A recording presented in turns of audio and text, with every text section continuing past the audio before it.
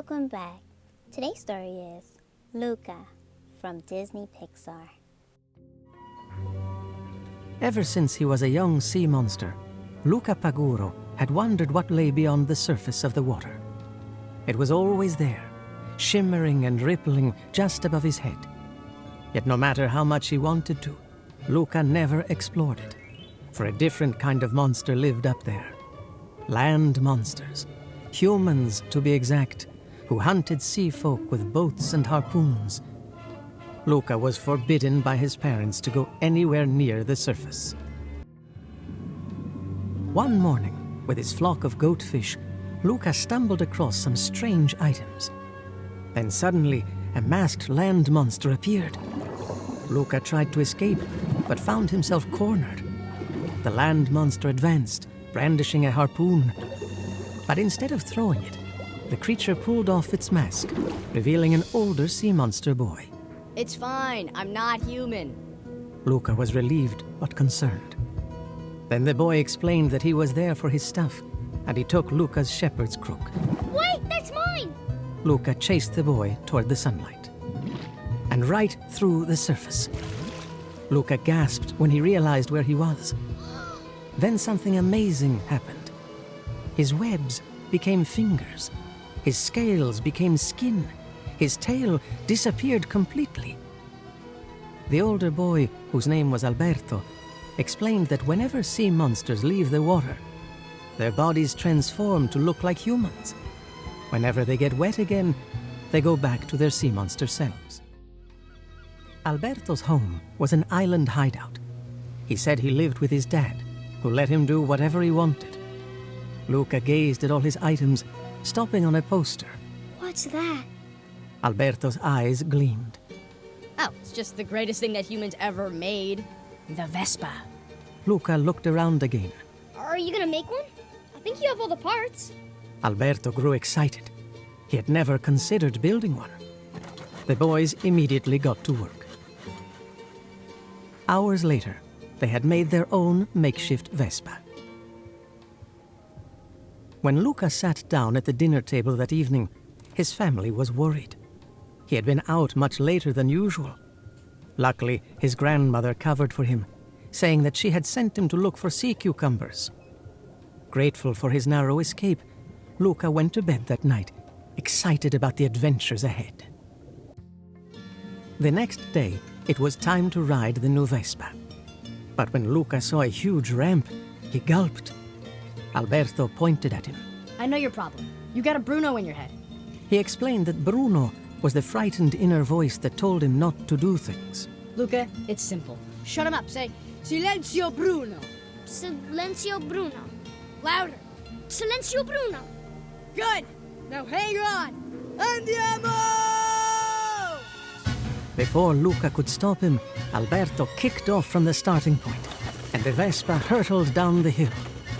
Luca held on for dear life and closed his eyes. Silenzio Bruno, Silenzio Bruno, Silenzio Bruno, Silenzio Bruno! When he opened his eyes, the Vespa was soaring over the surface of the water. Then down they went, laughing and cheering, until splash! Luca rushed home that night, feeling victorious. But there he found an unpleasant surprise. His uncle Ugo, as strange as he was strange-looking, was waiting for him. Concerned about Luca's safety, his parents had decided to send him to the deep ocean to live with his uncle for the season. Luca's heart sank. If he went to the deep, it would mean the end of Alberto and of Vespas and of any chance of seeing the rest of the surface world.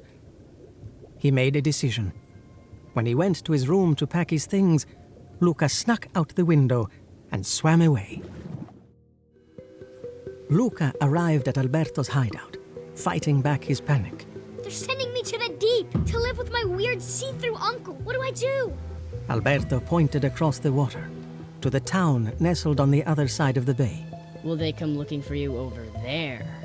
Luca could hear the voice of Bruno, telling him how dangerous it would be for a sea monster to go to a human town.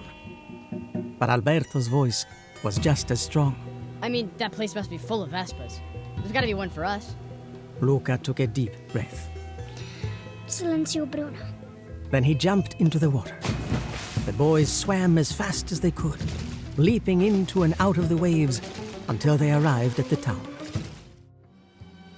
The town of Porto Rosso was a hidden jewel of the Mediterranean, a warm and cozy fishing village bursting with life and color and sound and song. The beautiful buildings were piled together like stacks of books on an uneven shelf. The aromas of smoked fish and baked bread lingered in the air, while brightly colored cones of gelato dripped neon droplets over cobblestone streets. Humans were everywhere, and at the center of the piazza was a fountain. But all this paled in comparison to a real Vespa. Luca and Alberto were still staring at the vehicle when a kid kicked a soccer ball across their path. Luca kicked it back, accidentally knocking over the Vespa. Its owner spotted Luca and Alberto. Out-of-towners, eh? Let me welcome you. Benvenuti a Porto Rosso.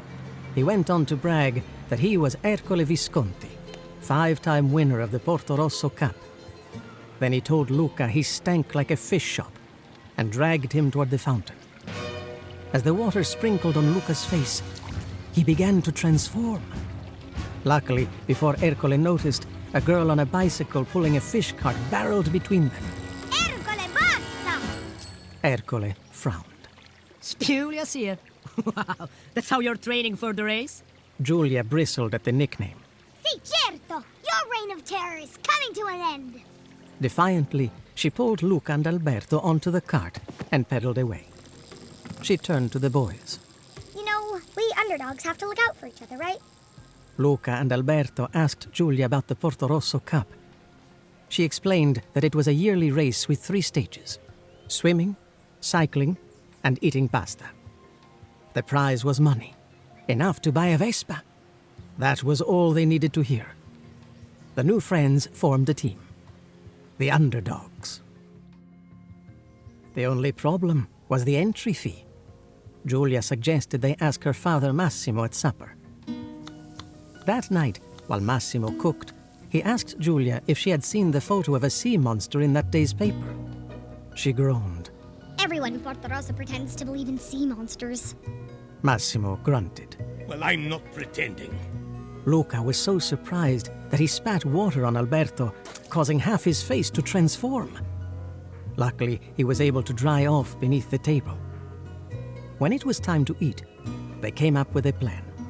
The boys would help Massimo with his fishing business. With the race only a few days away, the underdogs needed to train. Giulia shoved bowl after bowl in front of Alberto. Every year they change the pasta. You have to be ready for anything. Could be cannelloni, penne, fusilli, troffie, even lasagne. Meanwhile, Luca practiced riding a bicycle while he delivered fish for Massimo. It was tougher than it looked.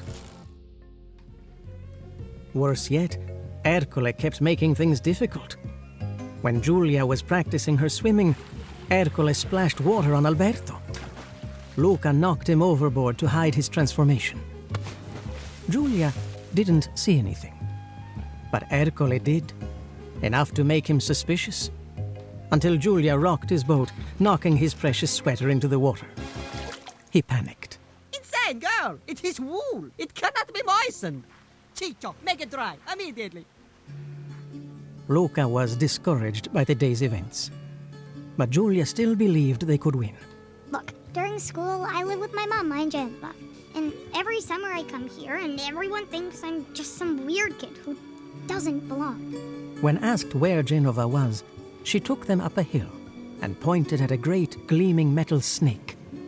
It was a train, she said, the one that went to Genova, which was also where she went to school. Over the next few days, as Luca learned more about her school, he wondered, is your school open to everyone?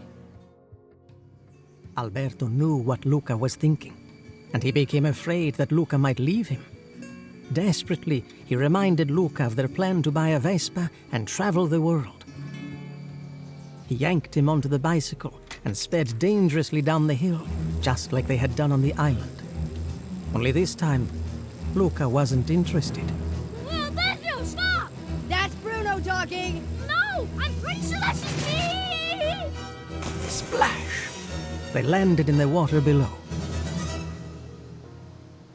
When Giulia caught up with them, they had dried off. Luca asked if they could join her at school. She was elated. Alberto was fed up. Giulia, your school, does it take all kinds of people? I mean, what if some of them were not human? Then he jumped into the water and transformed. Giulia screamed and scrambled backward.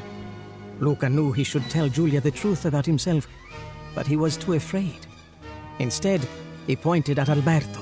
Sea monster! Alberto was shocked. Tears filled his eyes. Luca? But Giulia knew the truth. Of all the places for sea monsters to visit, Porto Rosso? What were you guys thinking? She decided that the race was too dangerous for them. The underdogs were no more. That night, Luca stared out at Alberto's fort. Getting an idea, he swam over to it and found his hideout torn apart. Even the Vespa poster was ripped off the wall, and behind it were tally marks.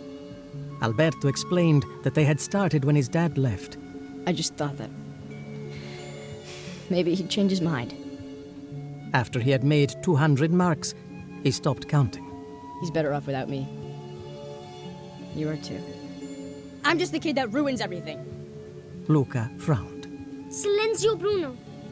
That's just a dumb voice in your head. When Alberto insisted that Luca leave, Luca agreed. Okay, I'll go. I'll go win the race.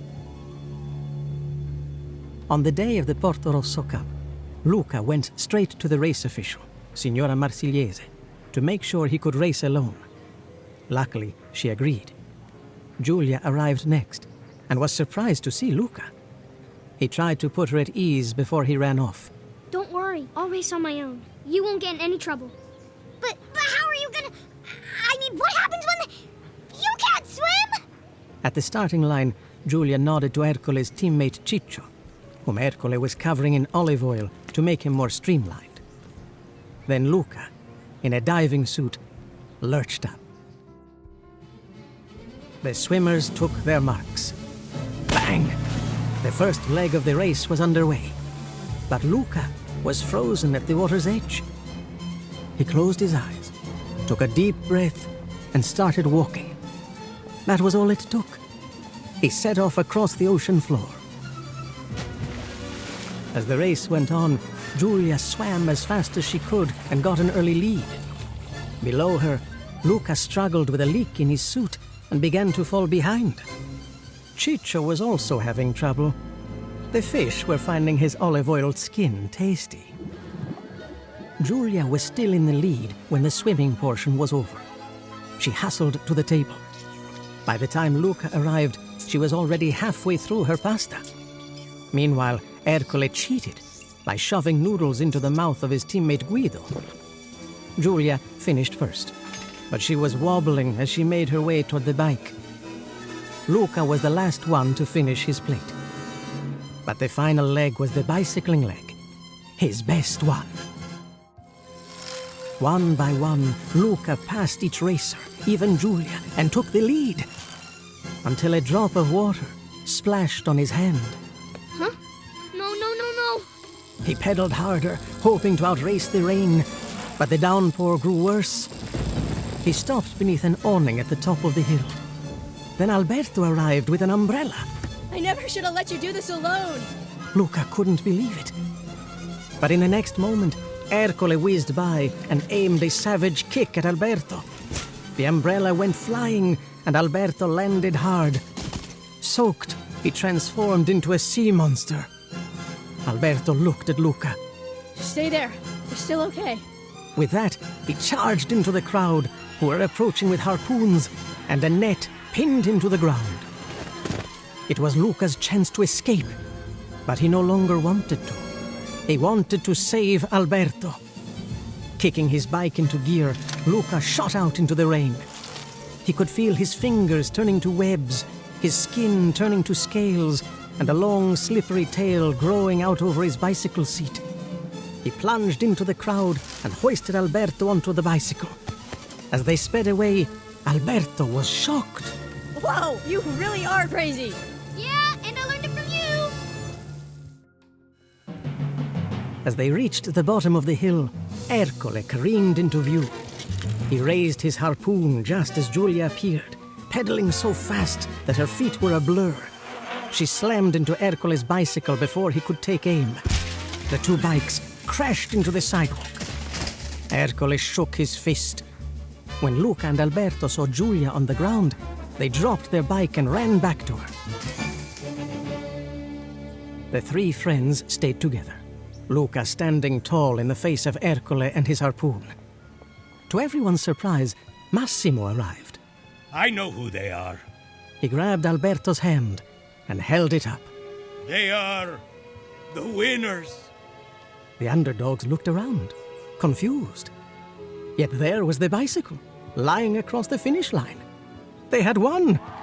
As Luca and Alberto cheered, Giulia gave them a big hug. Just then, Luca's parents rushed over. They had seen the race, and they were so proud.